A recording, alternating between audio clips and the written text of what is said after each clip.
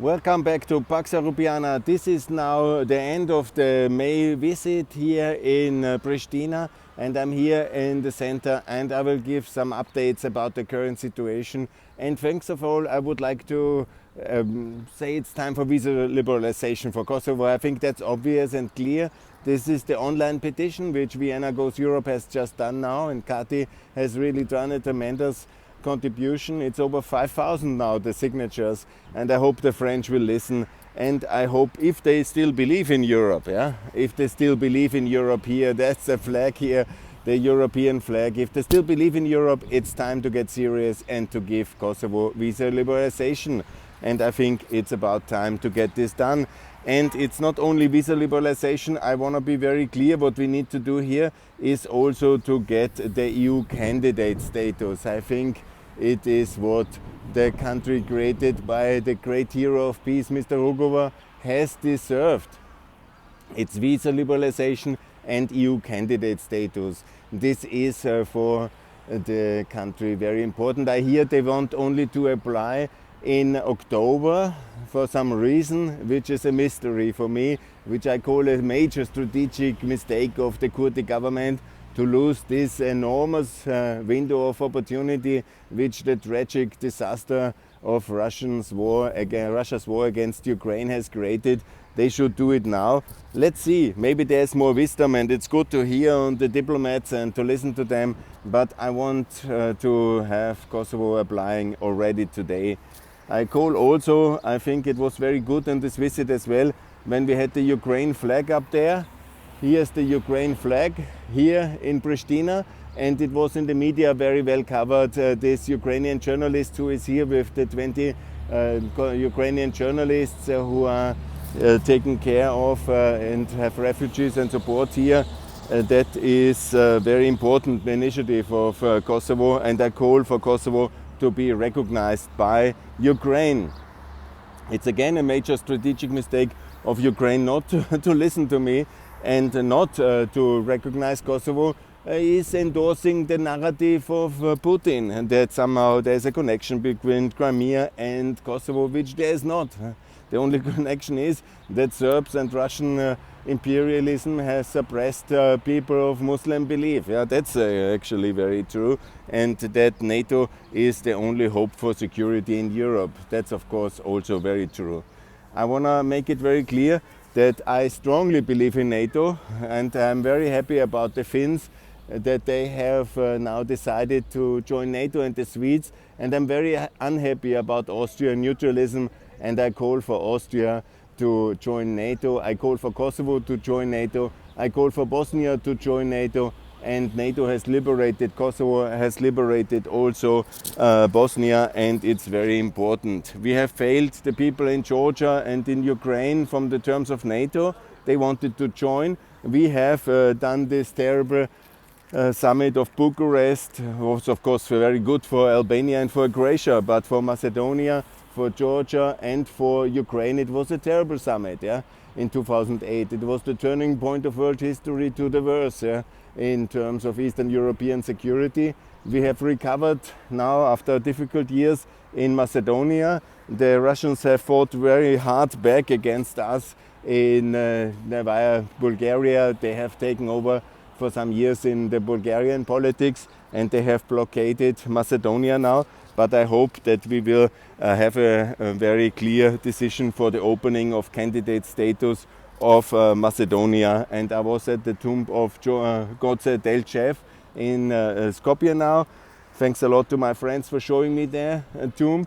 And I call for the Bulgarian authorities to return fully to Europe and to allow Macedonia and Albania to start the negotiations.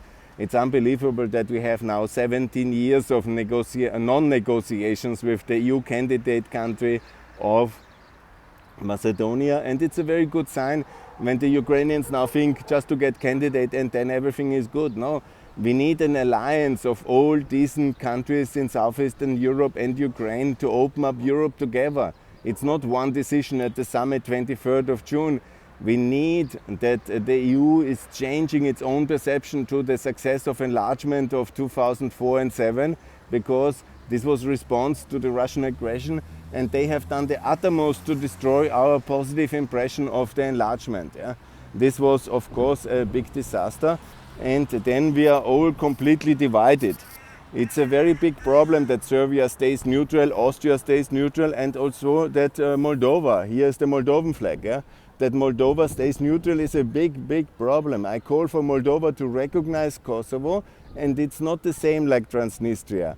It's not the same. You should recognize Kosovo and then also join NATO. This is the correct thing.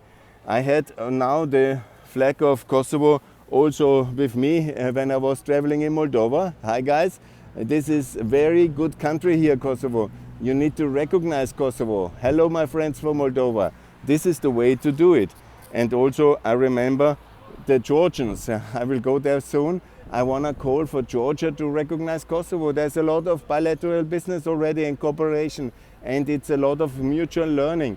Why Kosovo has not recognized, Georgia has not recognized Kosovo mutually is for me a mystery and a major strategic mistake. We need to get this done. And I do not understand where is the problems in all our division. I want to make it also very clear that all countries who want to join NATO, and there's no reason not to join NATO, there should be NATO enlargement, including Ukraine, including Georgia, Moldova, Bosnia and Kosovo. And ultimately, obviously, only peace will be there if Serbia is also in NATO. So Austria as well. We should do it all in NATO. We should be all in the European Union. Just to be sure I have the right flag. We should be all in the European Union, absolutely. Also Ukraine, also Kosovo, obviously. And then we should all recognize Kosovo, because there is no reason not to recognize Kosovo. Yeah? And we are not, it's not the Moldovans explaining us our Balkan policy. Yeah? We know the situation here. We did things for a reason. It's the EU, the Europe, the Germany, Austria, America ultimately. We are all Americans living under American nuclear umbrella, under American-backed NATO, as we see very much now again.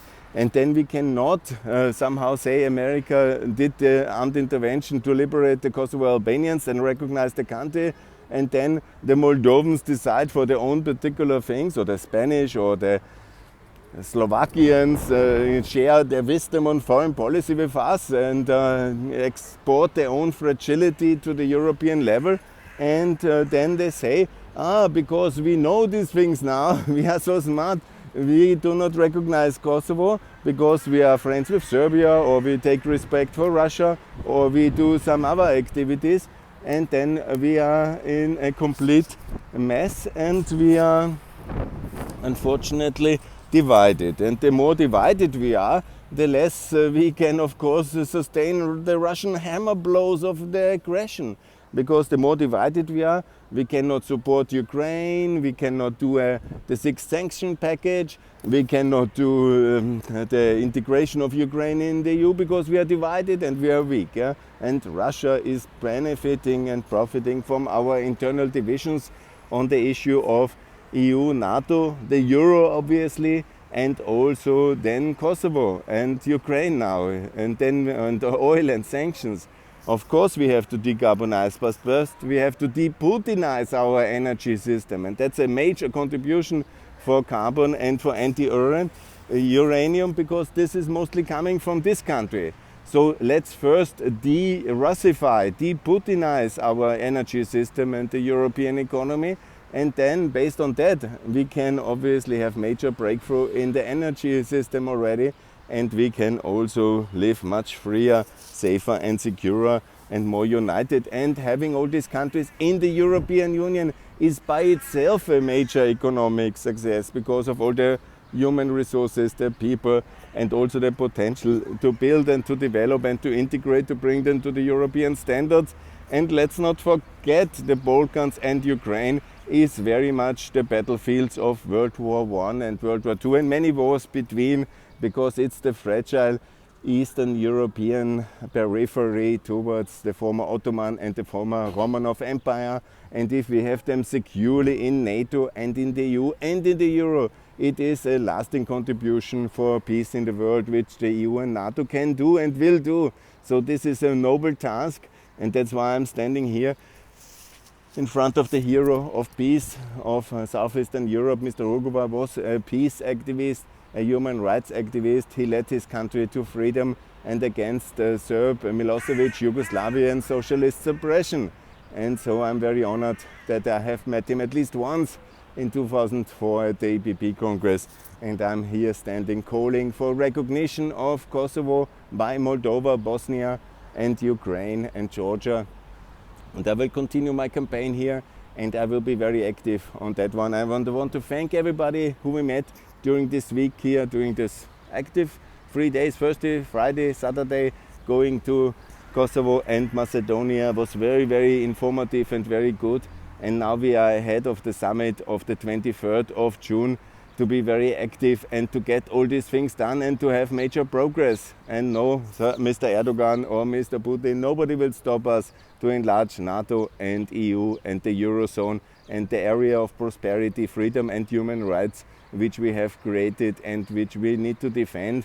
And if there is kind of a weakness in ideological conviction that we in Europe do the right thing with the freedom we defend via NATO and the freedom and prosperity we create via property and human rights inside the European Union and in the countries to enlarge. If anybody doesn't believe in that, he's either a Russian agent or he is too weak to run Europe and can easily resign, and is absolutely no problem if you do that. Yeah. Good, I think I was very clear in this first video. More to come here from Pax Europiana in the coming weeks, and thanks a lot for listening. And last few here around Pristina. I'm going now to Vienna back, and thanks a lot for your attention, support, and please recognize Kosovo, and more to come from Pax Europiana. Bye.